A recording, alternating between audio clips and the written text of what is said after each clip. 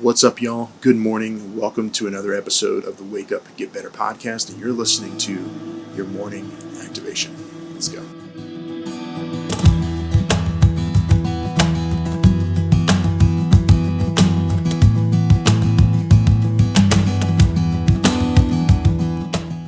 Hey, what's up, y'all? Good morning. Welcome to this morning activation. I'm super stoked that you're here. So, today marks 561 days since I started my jiu-jitsu journey. I had been wanting to try out Brazilian jiu-jitsu for a while, and I just decided to do it. And the reason that I decided to do it was because I wanted my son to get into it. I wanted him to start to get into some martial art, and I heard that jiu-jitsu was really good. But I wasn't going to make him do something that I wasn't doing, right? So I just thought, well, I'll go try it. It might be cool. I've been wanting to try it anyway. But I didn't expect to immediately fall in love with it, right? There's something somatic about it, about the movements, about the way it works on you. It's fascinating, but it's also incredibly difficult.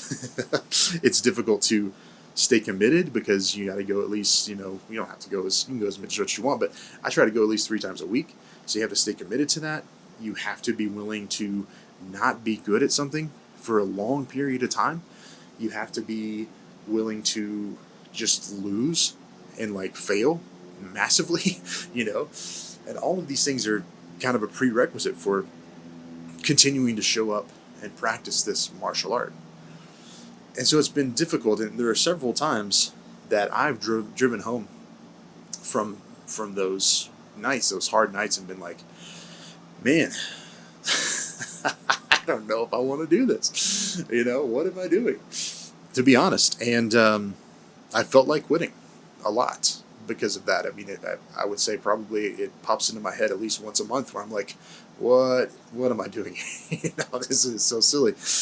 But it's then I'm reminded of why I started and what made me commit to it in the first place is the way that it helps move stuff through for me personally, the way that it allows me to actively engage in something, the way it allows me to be able to compete at something again, the way it allows me to show my son that you should commit to the things that you sign up for, and you should find stuff that you love and pursue hobbies even if it doesn't make sense.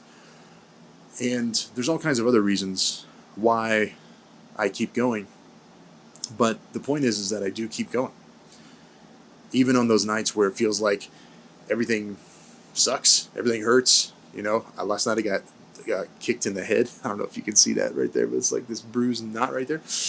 It wasn't a kick. It was like a MMA elbow to the face. That's not supposed to happen if you don't know. And so it would be easy to just stop, but I haven't, and I won't unless something crazy happens or whatever. But the reasons that I stick around are greater than the reasons I would stop. And so even in those nights where I come home and I'm like, oh my God, I don't know what I'm doing, I still wake up the next morning and I'm like, oh yeah, that's right. I really like this. I really like the way this feels in my body, and I want to keep doing this. So I wanted to tell you all that today to reignite the fire in you and encourage you to revisit the reasons why you started doing what you're doing.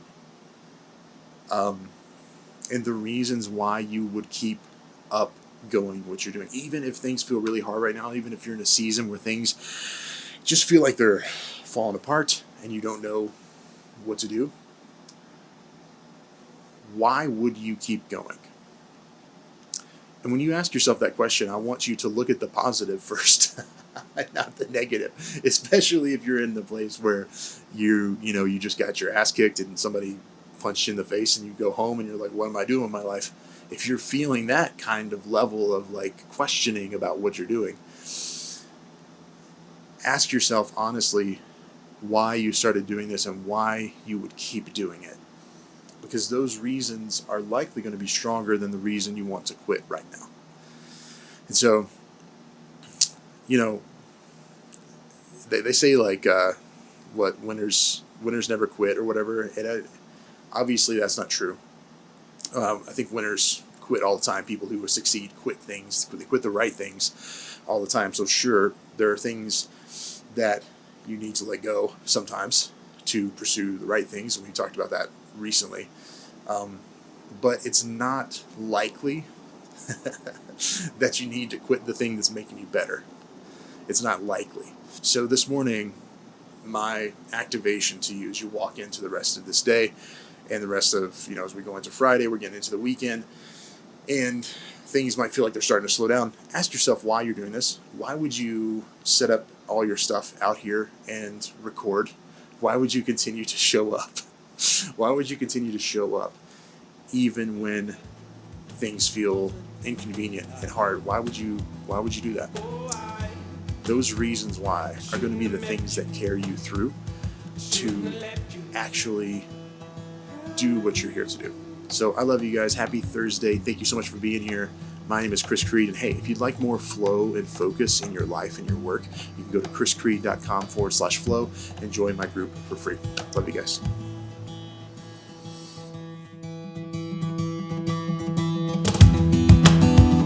Slow down. There's nothing to get you